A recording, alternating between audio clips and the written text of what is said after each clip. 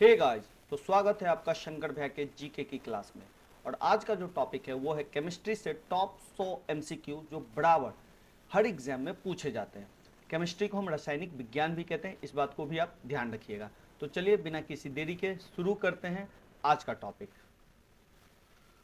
निम्नलिखित में से कौन सा एक तत्व नहीं है? तत्व को हम एलिमेंट भी बोलते हैं, धातु, अधातु, गैस, उपधातु। तो ध्यान रखिएगा, धातु, अधातु और उपधातु एलिमेंट्स है, बट गैस जो है तत्व नहीं है, ये स्टेट होते हैं, जैसे ठोस, द्रव और गैस।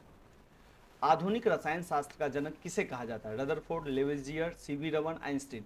तो आधुनिक रसायन शास्त्र का जो जनक है वो लेवोजियर को कहा जाता है। एक तत्व में इलेक्ट्रॉन और न्यूट्रॉन की संख्या क्रमशः 18 है और 20 है, यानी कि इलेक्ट्रॉन की संख्या कितनी है? 18 और न्यूट्रॉन की संख्या कितनी है? 20। तो इस तत्व की द्रव्यमान संख्या बताइए। देखिए, कोई भी एलिमेंट है तो एक चीज ध्यान रखिएगा, इलेक्ट्रॉन संख्या हम हमेशा यहाँ लिखते हैं 18, और न्यूट्रॉन की संख्या, या बात बोले तो यहाँ पे हम एक चीज समझिए, इलेक्ट्रॉन की संख्या जो होती है वो प्रोटॉन की संख्या के बराबर होती है। और यहाँ पे जो हम लिखते हैं ये लिखते हैं P प्लस एन, यानी कि इलेक्ट्रॉन 18 है तो प्रोटॉन भी कितने हो गए? 18 हो गए, क्योंकि ये दोनों इक्वल होते हैं। तो इलेक्ट्रॉन 18 तो प्रोटॉन भी कितने हो गए? 18। और न्यूट्रॉन कितने दिए हुए हैं? 20 दिया हुआ है, तो प्रोटॉन हो गया 18 और न्यूट्रॉन कितना हो गया बच्चा पार्टी? 20। तो दोनों का सम आप करिएगा तो कितना आएगा? 38। और यही 38 द्रव्यमान संख्या होता है। तो हमेशा ध्यान रखिएगा कि कोई भी एलिमेंट अगर लिखा है तो यहाँ पे हम परमाणु संख्या लिखते हैं, एटॉमिक नंबर, और यहाँ पे हम लिखते हैं द्रव्यमान संख्या, जिसको हम मास नंबर भी बोलते हैं। तो इसका जो सही उत्तर है वो 38 है। एक नाभिक की द्रव्यमान संख्या होती है न्यूट्रॉन और प्रोटॉन की संख्याओं का योग। अब भी हमने इसी क्वेश्चन को यहाँ पे किया हुआ था कि जो द्रव्यमान संख्या होती है वो प्रोटॉन और न्यूट्रॉन की संख्या का सम होता है। तो इसका जो सही उत्तर है वो है ऑप्शन ए। अगला क्वेश्चन है, प्लूटोनियम न्यूक्लियाइड Pu242 में नाभिक में न्यूट्रॉन की संख्या 94 होती है, तो प्रोटॉन की संख्या बताइए। तो देखिए, ये Pu242 क्या है? देखिए, कभी भी अगर ये 242 किसी भी एलिमेंट के बगल में दे दिया जाता है तो ये समझिएगा ये द्रव्यमान संख्या है। जैसे अगर आपको कार्बन के दो समस्थानिक होते हैं, समस्थानिक जैसे एक होता है C612 और एक होता है आपका C614, तो आपको वो कार्बन ऐसे दिया रहेगा C12 या C14। तो इसका मतलब है कि ये आपको क्वेश्चन में दे रहा है कि भैया इसका द्रव्यमान संख्या 12 है और इसका द्रव्यमान संख्या 14। तो यहाँ भी इन्होंने क्या दे दिया है कि ये आपका द्रव्यमान संख्या है। तो द्रव्यमान संख्या का फॉर्मूला क्या होता है बच्चा पार्टी? तो ये होता है आपका प्रोटॉन की संख्या प्लस न्यूट्रॉन की संख्या। तो मास नंबर दे दिया है 242 और प्रोटॉन की संख्या हमें निकालनी है, तो प्रोटॉन हम लिख देते हैं P। अब न्यूट्रॉन की संख्या दिया हुआ है 94, तो 94। अब आप सब जानते हैं कि 94 को हम इधर ले जाएंगे तो ये माइनस में जाएगा, तो 242 में से 92 घटाएंगे तो आपका आएगा 148।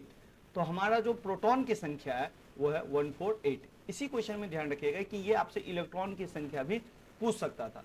तो इलेक्ट्रॉन की संख्या प्रोटॉन की संख्या बराबर होती है, ये हमने पीछे बताया हुआ था आपको। तो चलिए नेक्स्ट क्वेश्चन चलते हैं। एक तत्व के समस्थानिक अलग अलग होते हैं, क्यों? प्रोटॉन की संख्या के कारण, इलेक्ट्रॉन की संख्या के कारण, द्रव्यमान के कारण। तो ध्यान रखिएगा द्रव्यमान संख्या के कारण। जैसे बहुत सारे समस्थानिक, समस्थानिक कहते किसको ये समझिए। देखिए, जिस एलिमेंट का परमाणु संख्या बराबर हो, जैसे C612 और C614। अब ये देखिए, ये दो एलिमेंट है, दो एलिमेंट नहीं, कार्बन ही है, तो एक ही तत्व के समस्थानिक होते हैं। तो ये देखिए 6 है, परमाणु संख्या दो नीचे में लिखते हैं, दोनों बराबर है, लेकिन द्रव्यमान संख्या अलग अलग है। तो जब भी द्रव्यमान संख्या अलग अलग होता है तो हम उसे बोलते हैं कि ये समस्थानिक है और परमाणु संख्या सेम होता है। तो समस्थानिक किस पे डिपेंड करता है? द्रव्यमान संख्या पर। अगर द्रव्यमान संख्या भी नहीं समझ रहे तो समझिएगा न्यूट्रॉन पे। न्यूट्रॉन के अंतर के चक्कर में ये समस्थानिक होता है। जैसे आप हाइड्रोजन के न्यूट्रॉन को देखेगा तो ये हाइड्रोजन का होता है 1H1, 1H2 और 1H3। अब ये क्या है? देखिए, परमाणु संख्या सबका एक है, एक एक एक। तो परमाणु संख्या एक है तो इसका मतलब इलेक्ट्रॉन की संख्या भी एक होती है। तो इलेक्ट्रॉन की संख्या एक है, प्रोटॉन की संख्या एक है। लेकिन यहाँ पे अब देखिएगा न्यूट्रॉन 0 है, लेकिन यहाँ पे न्यूट्रॉन 1 है और यहाँ पे न्यूट्रॉन 2 है। अब कहिएगा ऐसे क्यों है भैया? तो हमने बताया है कि मास नंबर बराबर क्या होता है? प्रोटॉन की संख्या जोड़ न्यूट्रॉन की संख्या।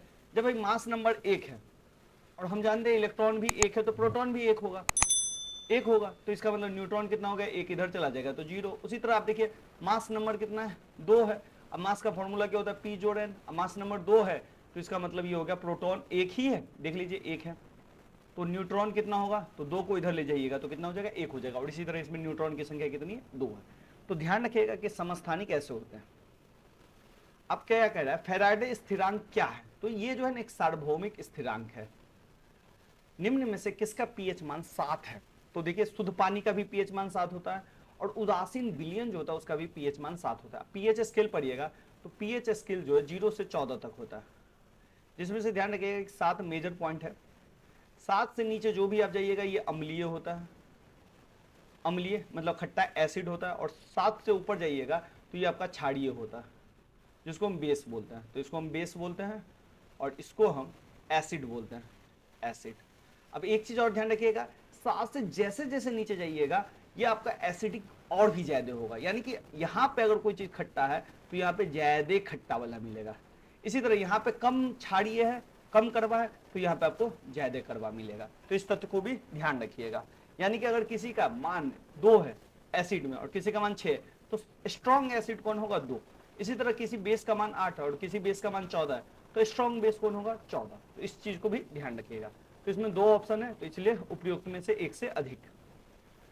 निम्नलिखित में से किस विलयन में पीएच का मान 7 से अधिक होता है, तो 7 से अधिक अभी हमने बताया था क्षारीय विलयन में।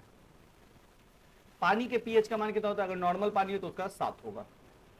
एक घोल पीएच 3 से 6 बदलता है, तो एच आयन की सांद्रता कम होगी या बढ़ेगी, तो देखिए अभी हमने बताया था कि 0 से 7, जैसे जैसे आप इधर की ओर जाइएगा तो खट्टा बढ़ेगा, तो यानी कि इधर की ओर जाइएगा तो खट्टा कम होगा। तो यहाँ नहीं कि यहाँ पे बढ़ेगा और यहाँ पे घटेगा। तो इसका मतलब है कि ये जो 3 से 6 जाएगा तो ये 1000 गुना कम हो जाएगी, 10 के पावर 3 कम हो जाएगी। ब्रोमीन होती है रंगहीन गैस, भूरी ठोस। तो ब्रोमीन जो है एक लाल लिक्विड होती है, तो ये लाल द्रव्य है। वेल्डिंग में प्रयोग होने वाली गैसें हैं, तो वेल्डिंग में जो हम प्रयोग करते हैं वो है ऑक्सीजन और एसिटिलीन का मिक्सचर हम प्रयोग करते हैं वेल्डिंग करने के लिए। गैल्वेनाइज्ड लोहे के पाइप पे परत होती है, तो गैल्वेनाइज्ड का अर्थ होता है बाबू लोग जस्ता की परत चढ़ाना। कपड़े साफ करने में प्रयोग होने वाली डिटर्जेंट है, तो यह बाइकार्बोनेट भी होता है लेकिन यहाँ पे सल्फोनेट है। वह तत्व जो मानव पसीने के माध्यम से उत्सर्जित होता है, तो मानव पसीने के माध्यम से, ध्यान रखिएगा मानव के शरीर में जो जो चीज है वो होगा, जैसे मैग्नीशियम भी है, लोहा भी है, तो उपयुक्त में से एक से अधिक जो है पसीने इसके माध्यम से बाहर निकलता है। नीला थोथा का रासायनिक सूत्र क्या है, नीला थोथा को हम कॉपर सल्फेट भी कहते हैं, तो इसका सूत्र है कॉपर सल्फेट है, और उसको हम CuSO4 बोलते हैं। निम्नलिखित में से सबसे भारी धातु कौन है, तो इनमें से जो सबसे भारी धातु है वो है प्लेटिनम। स्टेनलेस स्टील एक मिश्र धातु है, लोहे और निकेल का बिल्कुल है, लोहे और क्रोमियम का बिल्कुल, ये भी सही है। तो ध्यान रखिएगा स्टेनलेस स्टील जो है लोहा, ferrous plus nickel plus chromium का मिक्सचर है, तो इसका जो सही ऑप्शन है वो उपयुक्त में से एक से अधिक है। टूटी हुई हड्डियों की रक्षा के लिए प्लास्टर ऑफ पेरिस का प्रयोग होता है, तो प्लास्टर ऑफ पेरिस को किसे कहते हैं, बुझा हुआ चूना, calcium carbonate, calcium oxide, gypsum, तो यह है जिप्सम। तो इस चीज को भी ध्यान रखिएगा। देखिए कैल्शियम ऑक्साइड का जो सूत्र होता है उसको हम CaO बोलते हैं, कैल्शियम कार्बोनेट का होता है CaCO3, अब बुझा हुआ चूना को बोलते हैं CaOH2। तो ये तीनों सूत्र आप याद रखिएगा। अगर आप कहिएगा कमेंट करके हमें बताइएगा कि रासायनिक सूत्र का एक अलग से लेक्चर बना देने के लिए, तो मैं ये भी बना दूंगा, लेकिन आपको कमेंट करके बताना पड़ेगा। और सेशन को लाइक करिए और चैनल को जरूर सब्सक्राइब कीजिए और अपने दोस्तों को जरूर शेयर करिए। प्लास्टर ऑफ पेरिस का सूत्र है, तो प्लास्टर ऑफ पेरिस का जो सूत्र है वो है CaSO4 × H2O। एक हाइड्रोकार्बन जिसमें कार्बन के 2 परमाणु द्विबंध द्वारा जुड़े होते हैं कहलाते हैं एल्कीन, तो ये कहलाते हैं एल्कीन। अब ध्यान रखिएगा हाइड्रोकार्बन में 3 होते हैं, एक होता है एल्केन, एक होता है आपका एल्कीन, एल्कीन, और एक होता है आपका एल्काइन। तो ये ध्यान रखिएगा, एल्केन में जो सूत्र होता है वो सिंगल बॉन्ड होता है, ठीक है। एल्कीन में जो होता है एक जगह डबल बॉन्ड का यूज होता है, और एल्काइन में एक जगह ट्रिपल बॉन्ड का यूज होता है। अब देखिए एल्केन का जो सूत्र होता है बाबू लोग वो होता है CnH2n+2। इसी तरह एल्कीन का सूत्र होता है CnH2n, और इसका जो सूत्र होता है CnH2n-2 होता है। तो ये सूत्र आप ध्यान रखिएगा। तो एल्कीन में 2 बंध होते हैं, एल्काइन में 3 होते हैं, और एल्केन में 1 होते हैं। सिरके का रासायनिक नाम है, सिरका जिसको विनेगर भी बोलते हैं, उसका जो रासायनिक नाम है वो है एसिटिक अम्ल। तो ध्यान रखिएगा, इसको हम विनेगर भी बोलते हैं, विनेगर। तो ये कभी कभी कई एग्जाम में विनेगर नाम से भी पूछा गया है। निम्नलिखित में से कौन सा अम्ल सिरके में उपस्थित है? तो अम्ल जो सिरके में उपस्थित होता है वो है एसिटिक अम्ल। कार के बैटरी में प्रयोग होने वाला अम्ल है सल्फ्यूरिक अम्ल, जिसका जो सूत्र है H2SO4 है। ध्यान रखिएगा, नाइट्रिक अम्ल का है HNO3, और हाइड्रोक्लोरिक अम्ल का जो सूत्र है वो है HCl, और एसिटिक अम्ल का तो हमने देखा C2H4 होता है। सोडा वाटर की बोतल खोलने पर निकलने वाली गैस है, तो ये है आपको कार्बन डाइऑक्साइड। खनिज मिनरल क्या है? द्रव्य, गैस, अकार्बनिक ठोस, उपयुक्त में सभी। तो खनिज जो है वह अकार्बनिक ठोस है। वर्ष 1945 में नागासाकी जापान में गिराए गए बमों में कौन सा विस्फोट में प्रयुक्त हुआ था? तो प्लूटोनियम का वहां पे नागासाकी में प्रयोग हुआ था। एक चीज और ध्यान रखिएगा, सबसे पहले परमाणु बम 6 अगस्त को गिरा हुआ था, 6 अगस्त 1945 को। ये गिरा हुआ था आपका हिरोशिमा में।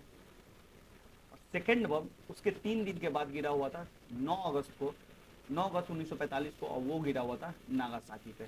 ध्यान रखिएगा, बम का भी नाम था, एक जगह जो लिटिल बम यूज किया गया था, और एक जगह जो बम यूज किया हुआ था वो किया गया था फैट बम। तो ये भी ध्यान रखिएगा।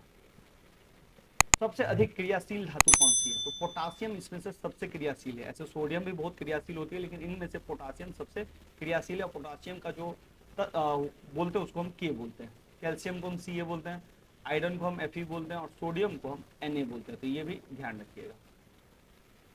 वनस्पति तेल से वनस्पति घी बनाने में प्रयुक्त होने वाली गैस है, तो ये हाइड्रोजन गैस है। इंपॉर्टेंट क्वेश्चन है, बहुत ज्यादा। आयोडीकृत लवण में रहता है, तो आयोडीकृत लवण में रहता है पोटासियम आयोडाइड। खाने का नमक NaCl जिसका सूत्र है वो किससे बनता है? तो ध्यान रखिएगा, HCl plus NaCl, sorry NaOH, इन दोनों का रिएक्शन होता है। जैसे NOH का नाम है सोडियम हाइड्रोक्साइड, और HCl का नाम है आपको हाइड्रोक्लोरिक अम्ल। तो इन दोनों से बनता है NaCl। और ध्यान रखिएगा, ये जो है बहुत मजबूत क्षार है, और ये जो है मजबूत अम्ल है। तो इन दोनों के रिएक्शन से बनता है, तो इसी को बोलते हैं मजबूत अम्ल और मजबूत क्षार। और ये एक दूसरे को क्या कर देते हैं? उदासीन कर देते हैं।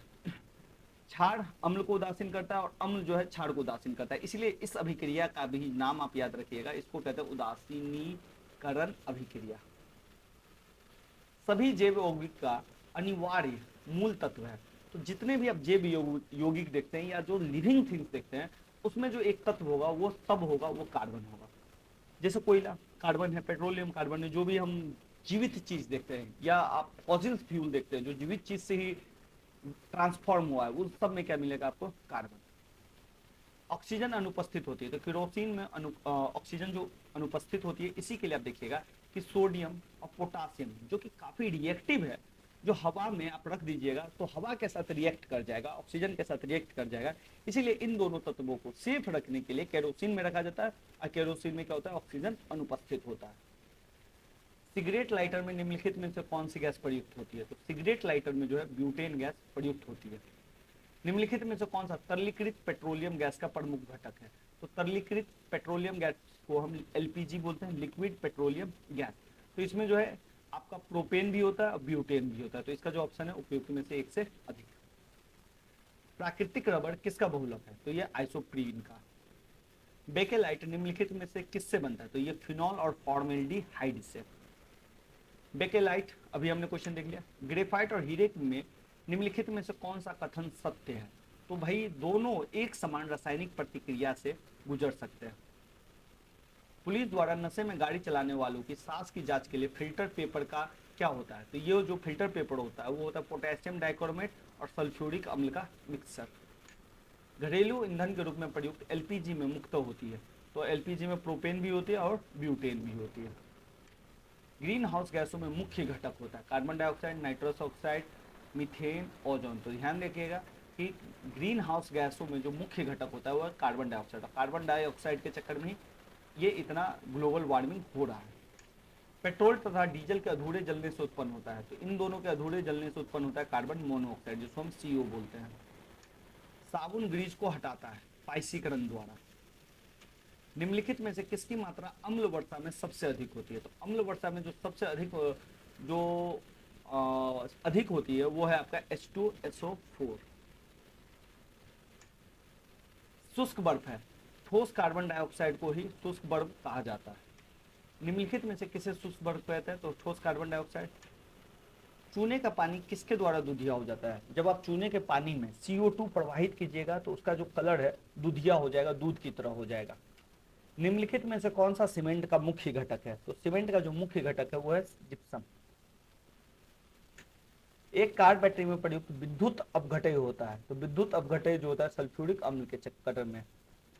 निम्नलिखित में से किसमें कार्बन नहीं है? तो हीरा, कोयला, ग्रेफाइट। तो इनमें से सब में जो है कार्बन है, तो उपयुक्त में से कोई नहीं। हीरा में भी कार्बन है, कोयला में भी और ग्रेफाइट में भी। निम्न में से सबसे सख्त कौन है? हीरा, क्वार्टज, ग्लास, प्लेटिनियम। तो सबसे सख्त जो है हीरा है। पारद धातु मिश्रण है, तो पारद जो है पारद युक्त मिश्र धातु होती है। खाना बनाने में प्रयोग की जाने वाली गैस मुख्यतः कौन है? तो मीथेन जो है वो खाना बनाने में प्रयोग की जाती है इन सभी गैसों में से।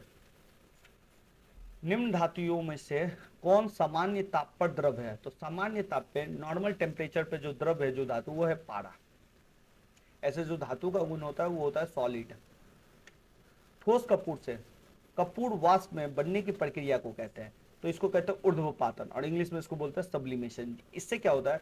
डायरेक्ट ठोस से डायरेक्ट जो है गैस में बदल जाता है।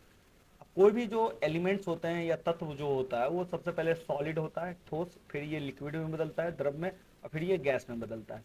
लेकिन कपूर जो ऐसा है वो ठोस से डायरेक्ट गैस में बदल जाता है, और इस प्रक्रिया को हम ऊर्ध्वपातन बोलते हैं। पीतल के बर्तनों को कलई करते समय गर्म बर्तन की सफाई के लिए प्रयोग किए जाने वाले अमोनियम क्लोराइड चूर्ण से निकलने वाला धुआं है, तो एक हाइड्रोक्लोरिक एसिड निकलता है। नींबू खट्टा किसके कारण होता है? तो सिट्रिक अम्ल या साइट्रिक अम्ल के कारण। वाहनों से निकलने वाली गैस कौन सी है? तो वाहनों से जो गैस निकलती है करीब करीब सभी गैस निकलती है। कार्बन डाइऑक्साइड भी निकलती है, पेट्रोलियम अगर आधा जलता है तो कार्बन मोनोऑक्साइड निकलती है, नाइट्रोजन ऑक्साइड भी इससे निकलती है। स्टील को कठोरता प्रदान करने के लिए बढ़ाई जाती है कार्बन की मात्रा, जिससे स्टील जो है काफी स्ट्रॉन्ग हो जाता है और कठोर हो जाता है। किस खनिज से रेडियम प्राप्त किया जाता है? तो पीच ब्लेंड से रेडियम प्राप्त किया जाता है। तैरने के तालाब में तैरने से मनुष्य की त्वचा जल जाती है, तो तैरने के तालाब में क्लोरीन मिलाया जाता है इसके पानी को साफ करने के लिए, इससे मनुष्य की त्वचा थोड़ी जलने लगती है। हाइड्रोक्लोरिक एसिड कांच की बोतल में नहीं रखा जाता क्योंकि यह अभिक्रिया करता है, क्योंकि कांच जो है वो सिलिकॉन ऑक्साइड से बनता है, इससे ये अभिक्रिया कर लेता है। वायु में थोड़ी देर रखने पर किसी धातु के ऊपर हरे रंग के बेसिक कार्बोनेट की परत जम जाती है, वो धातु है तांबा। तो ध्यान रखिएगा, तांबा पे जो परत चढ़ता है वो हरा रंग का परत चढ़ता है, जिसको हम जंग भी बोलते हैं, और उसको बोलते हैं तांबा पे जंग लग गया।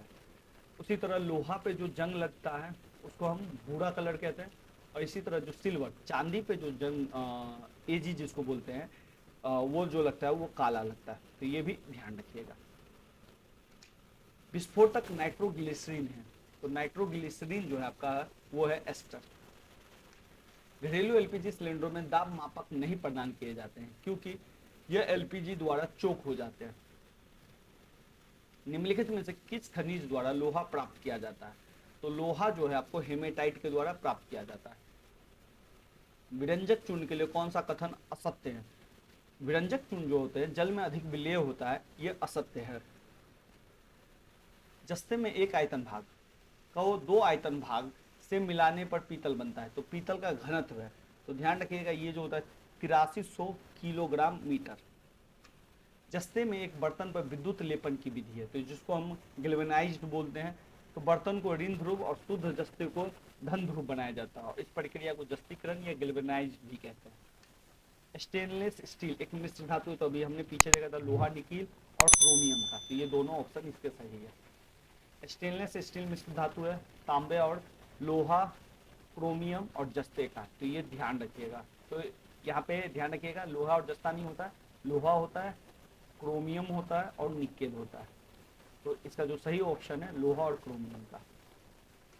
निम्नलिखित में से किसमें ऋणात्मक आवेश होता है? एक्स किरण, अल्फा किरण, बीटा किरण, गामा किरण। तो बीटा किरण में ऋणात्मक आवेश होता है। निम्नलिखित में से कौन सा इलेक्ट्रॉनिक संरूपण धातु तत्वों के लिए होता है? 2-8। तो इसका जो सही उत्तर है वो है ये। अब कहिएगा ये क्या है, तो इसका ऐसे समझिए 2-8 इलेक्ट्रॉन की संख्या है, तो यानी कि टोटल इलेक्ट्रॉन की संख्या वही 10। अब 10 वाले इलेक्ट्रॉन की संख्या में जो आप देखिएगा तो वो है नियॉन। नियॉन जो होता है गैस होता है, तो गैस धातु होते नहीं है। इसका देखिएगा 8 8 16 2 18, 18 जो होता है आपका हीलियम नियोन, ये होता है आर्गन। आर्गन भी क्या है, गैस है, और ये अक्रिय गैस है। हीलियम नियोन आर्गन ये सब अक्रिय गैस होती है जो किसी से अभिक्रिया नहीं करती है। 2 8 7 देखिएगा तो ये इसका हुआ 17, 17 जो परमाणु संख्या वो है क्लोरीन का, क्लोरीन भी एक गैस होती है। इसी तरह आप देखिएगा तो इसका जो सम होगा वो 20 होगा, 20 को बोलते हैं कैल्शियम, और कैल्शियम जो है वो आपका धातु है। तो धातु रूपों के लिए होता है, तो इसका जो इलेक्ट्रॉनिक विन्यास है ये। अब ये है क्या, तो कुछ नहीं है, इलेक्ट्रॉनिक विन्यास इसको कहते हैं। और इलेक्ट्रॉनिक विन्यास का जो क्रम होता है बच्चा पार्टी, वो हम लिखते हैं 2 8 8 18 18 32 के फॉर्म में। अब कहिएगा ये कैसे, मतलब आप जैसे मान लीजिए किसी एलिमेंट में 20 है, जैसे ये 20 है, तो 20 में सबसे पहले हम लिखेंगे 2, 20 में से 2 निकालिए 2। अब इसमें बचा कितना, तो आप कहिएगा 18, 18 में से फिर 8 निकालिए, तो 8 लिख दिए। अब इसमें 18 में से 8 निकाल दिया, बचा कितना 10, 10 में से फिर हम कितना लिखेंगे 8 लिखेंगे, लिख दीजिए 8। फिर 8 निकाल दिए तो बचा कितना 2, तो अब लिख दीजिए 2। इस तरह से अगर पहले खत्म हो गया तो पहले खत्म हो गया। तो इस तरह से हम इलेक्ट्रॉनिक विन्यास लिखते हैं, और ये जो लिखा हुआ है इसको हम बोलते हैं इलेक्ट्रॉनिक विन्यास, डिस्ट्रीब्यूशन ऑफ इलेक्ट्रॉन भी बोलते हैं इसको। CO समूह का आबंध क्रम क्या है, तो यह है 3। जिस तत्व के परमाणु में 2 प्रोटॉन 2 न्यूट्रॉन और 2 इलेक्ट्रॉन हो, उस तत्व की द्रव्यमान संख्या कितनी होती है। तो देखिए इतना जानना नहीं है आपको, पहले ही मैंने बताया कि मास नंबर का फॉर्मूला होता है प्रोटॉन जोड़ न्यूट्रॉन। तो भाई प्रोटॉन 2 है और न्यूट्रॉन भी 2 है, तो इसका जो हो गया टोटल द्रव्यमान संख्या 4 हो गया। और हमेशा ध्यान रखिएगा अगर तत्व सिंपल है तो इसमें प्रोटॉन और इलेक्ट्रॉन बराबर होंगे, अगर आवेशित है तब इलेक्ट्रॉन घट सकता है, लेकिन प्रोटॉन हमेशा इक्वल रहेंगे। तो इसलिए आप ध्यान रखिएगा कभी भी अगर आपको परमाणु संख्या पता रखना हो तो परमाणु संख्या बराबर जो होता है वो प्रोटॉन की संख्या के बराबर होता है। तो इसको आप याद रखिएगा, प्रोटॉन की संख्या। और 99% केस में अगर इस पे धन आवेश और ऋण आवेश नहीं है तो प्रोटॉन की संख्या इलेक्ट्रॉन की संख्या के बराबर होगी। अब जैसे मान लीजिए कि एल्युमिनियम है, तो एल्युमिनियम में सिंपल है 13 इलेक्ट्रॉन है, 13 इलेक्ट्रॉन है तो प्रोटॉन भी 13 होगा। लेकिन यहाँ पे अगर 2 प्लस दे दिया तो इसका मतलब है किसी ने 2 किसी को दिया है या 2 किसी से लिया है, तो इसमें इलेक्ट्रॉन की संख्या 15 हो जाएगी। तो ये थोड़ा सा आपको कॉन्सेप्ट समझना पड़ेगा, लेकिन आज मैं ऑब्जेक्टिव पढ़ा रहा हूँ इसलिए मैं इतना नहीं बता रहा हूँ, बस इतना ही समझिए। सल्फर हेक्साफ्लोराइड अणु का आकार कौन सा होता है, तो जो सल्फर हेक्साफ्लोराइड होता है वो अष्टफलकीय होता है। एक तत्व X की बाह्यतम कक्षा में 4 इलेक्ट्रॉन है, हाइड्रोजन के साथ इस यौगिक का कौन सा सूत्र होगा। देखिए X की बाह्यतम कक्षा में 4 इलेक्ट्रॉन है, तो बाह्यतम कक्षा होता क्या है, जैसे हमने पिछले क्वेश्चन में आपको याद है कि हमने कैल्शियम का 2 8 8 2 बनाया था, कैल्शियम का 20 होता है, इसी पिछले क्वेश्चंस में हमने किया हुआ था। तो ये जो है ना बाह्यतम कक्षा क्या है, ये है बाह्यतम कक्षा जो सबसे बाहरी कक्षा है। अगर ये 2 8 1 पे खत्म हो जाता है तो बाह्यतम कक्षा कौन होता है, 1 होता है। जैसे हो सकता है कि 2 8 7 पे खत्म होता है तो बाह्यतम कक्षा कौन है, 7 है। तो ये बाह्यतम कक्षा का मतलब क्या है, तो बाह्यतम कक्षा का मतलब है ये है प्रॉपर ढंग से, यहाँ से हम वैलेंसी निकालते हैं। वैलेंसी का मतलब होता है संयोजकता। अब ये संयोजकता क्या होता है, तो भैया संयोजकता सिंपल है कि इस कक्षा में कम से कम या तो खाली कर दीजिए या कम से कम भर दीजिए। इसका मतलब क्या है, तो आपको पता होगा कि किसी भी कक्षा में 2 8 8 18 18 32 इलेक्ट्रॉन रखे जा सकते हैं, यानी कि पहला में 2 दूसरा में 8 तीसरा में 8 चौथा में 18। तो ये कौन सा सेल है, तो ये चौथा सेल है, पहला दूसरा तीसरा चौथा। चौथा सेल में है कितना 2, इसमें रखे कितने जा सकते हैं 18। अब 2 ऑप्शन है, या तो इसको आप भर दो तो भरने के लिए 16 लाना पड़ेगा, या इसको खाली कर दो तो 2 को खाली करने के लिए 2 को भगा दीजिए। मेहनत आपको किस में कम लगेगी, तो 2 को भगाने में। तो ये जो 2 है जिसको आप भगा रहे हैं यही इसकी संयोजकता होगी, तो इसकी संयोजकता कितनी होगी 2। उम्मीद है आपको समझ में। इसी तरह यहाँ पे तीसरे वाले में कितना रखा जा सकता है, तीसरे वाले में होता है 8, तो आपको 7 लाना पड़ेगा, तो 7 लाने में मेहनत है, इससे अच्छा 1 भगा दीजिए, तो 1 क्या हो गया इसकी संयोजकता। इसी तरह यहाँ पे 7 भगाना पड़ेगा और 1 लाना पड़ेगा, तो 1 यहाँ पे लाना में आसानी है, तो ये इसकी संयोजकता होगी। ठीक है, इसी तरह क्या करा है, X की बाह्यतम कक्षा में कितने इलेक्ट्रॉन है, 4 इलेक्ट्रॉन है। तो भाई बाह्यतम कक्षा में 4 इलेक्ट्रॉन है, तो 4 इलेक्ट्रॉन है, तो इसको भगाइए या लाइए। तो भाई मान लेते हैं कि बाह्यतम कक्षा में पहला कक्षा 2 होगा, दूसरा में 4 है, ठीक है, या तीसरा में मान लेते हैं 4 है। तो भाई अब 4 या तो ला सकते हैं या भगा सकते हैं, दोनों बराबर। तो दोनों बराबर के केस में इसका जो संयोजकता हुआ वो 4 ही है। इसका संयोजकता कितना हुआ 4, या तो अब 4 लाइए या 4 भगाइए, बात तो बराबर है। तो दोनों केस में बराबर है, तो इसकी संयोजकता 4 है। संयोजकता निकलने के बाद हम क्या करते हैं, जैसे मान लीजिए कि X का संयोजकता 4 है, ठीक है, हाइड्रोजन के साथ, तो हाइड्रोजन का जो संयोजकता होता है बाबू लोग वो एक होता है। क्यों एक होता है? तो हाइड्रोजन का परमाणु संख्या एक है और इसका इलेक्ट्रॉनिक डिस्ट्रीब्यूशन भी एक है, और पहला सेल में रह कितना सकता है? दो। तो या तो हमने आपको क्या बताया, या तो खाली कर दो या भर दो, तो एक ही लाना पड़ेगा, एक ही भगाना पड़ेगा, तो इसका जो संयोजकता होता है एक। तो हम कभी भी ऐसे लिख देते हैं, इसको क्रॉस मल्टीप्लीकेशन कर देते हैं, यानी कि x को 1 से करेंगे तो x ही होगा, h को 4 से करेंगे तो 4 को हम यहाँ पे लिख देते हैं। तो इस तरह से हमारा ये हो गया। तो ये जो होगा सूत्र होगा इसका XH4। अगर नहीं समझ रहे तो एक और मैं बताता हूँ, जैसे कार्बन और ऑक्सीजन। तो कार्बन का जो परमाणु संख्या होता है बच्चा पार्टी 6, तो इसका जो इलेक्ट्रॉनिक विन्यास लिखेगा 2 4, सेकेंड सेल में 4 4 को या तो लगाइए या भगाइए, तो इसका जो संयोजकता होगा 4, तो इसका 4 आप नीचे लिख दो, ठीक है। ऑक्सीजन का कितना होता है? तो ऑक्सीजन का होता है 8, तो पहला सेल में 2, दूसरा सेल में 6, या तो 6 भगाइए या 2 लेकर आइए। क्यों? क्योंकि इस सेल में मैक्सिमम 8 रह सकता है, तो हमको 2 लाना पड़ेगा, क्योंकि 2 लाने में आसानी है। तो इसका हो गया 2। अब कभी भी हम क्या कर सकते हैं, जब कटने वाला होता है तो काटते हैं, 2 एकम 2, 2 दूनी 4, इसको 1 से गुना कर देंगे, इसको 2 से कर देंगे, तो C1 से गुना होगा तो CO2, इसको कहते हैं कार्बन डाइऑक्साइड। तो ये हो गया आपका। अगर आपको ये टॉपिक और समझना है तो हमें कमेंट करके बताइए, तो किस तरह से रासायनिक सूत्र का निर्माण होता है वो मैं आपको बताऊंगा। बेंजीन में सिग्मा और पाई बंध की संख्या होती है, तो सिग्मा और पाई बंध की संख्या होती है 12 3।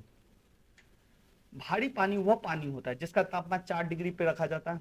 तो ध्यान रखिएगा, भारी पानी वो पानी होता है जिसके हाइड्रोजन का स्थान आइसोटॉप ले लेता है। हाइड्रोजन का स्थान का मतलब है कि हाइड्रोजन के 3 आइसोटॉप होते हैं, 1H1, 1H2, 1H3। तो ये सिंपल हाइड्रोजन है, इसको हम भारी जल भी बोलते हैं, भारी जल जो रिएक्टर में काम होता है। और इसका सेकेंड नाम है ड्यूटीरियम, ड्यूटीरियम, टीरियम। तो ये भी नाम याद रखिएगा।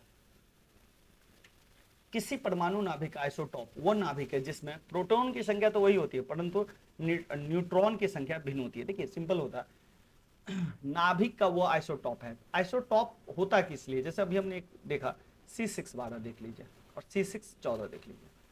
अब देखिए इसमें कितने कार्बन है, सॉरी इलेक्ट्रॉन है 6, परमाणु संख्या 6 तो इलेक्ट्रॉन भी 6, इलेक्ट्रॉन 6 तो प्रोटॉन भी 6।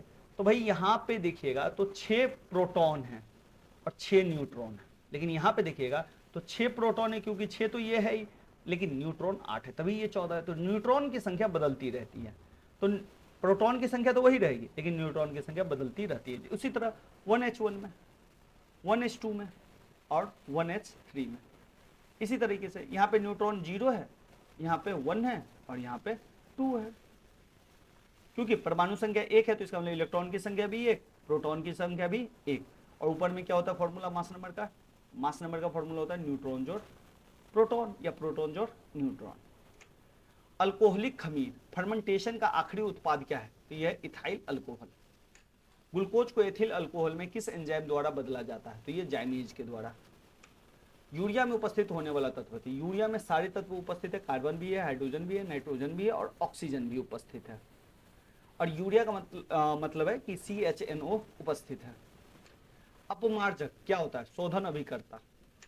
तीसरे और चौथे समूह के ऑक्सीडाइड का सामान्य जो होता है वो बेसिक और एसिडिक होता है। रेडियोधर्मी पदार्थ उत्सर्जित करता है, तो अल्फा भी, गामा भी और बीटा किरण भी। तो अल्फा किरण को ऐसे लिखते हैं, गामा को ऐसे लिखते हैं और बीटा को हम ऐसे लिखते हैं। हवा में जिस गैस की मात्रा सबसे अधिक होती है वो है, तो हवा में जो सबसे ज्यादा जो मात्रा है वो है आपकी नाइट्रोजन की। तो अगर हवा का जो आप एयर का जो कंपोजिशन देखोगे तो सबसे ज्यादा आपको 78% हवा ही नाइट्रोजन गैस दिखेगा N2। सेकेंड में 21% आपको दिखेगा ऑक्सीजन, थर्ड में आपको दिखेगा आर्गन 0.118 और फोर्थ में आपको दिखेगा 0.04 कार्बन डाइऑक्साइड। तो ये ध्यान रखिएगा। वायु के है, वायु में बहुत सारे गैस मिक्सर है इसलिए मिश्रण है। तो आज के लिए इतना ही रखते हैं। अगर सेशन अच्छा लगा तो सेशन को लाइक कीजिए, कमेंट करके हमें बताइए कि कैसा लगा और कौन सा लेक्चर आपको चाहिए और अपने दोस्तों को जरूर शेयर करें। धन्यवाद।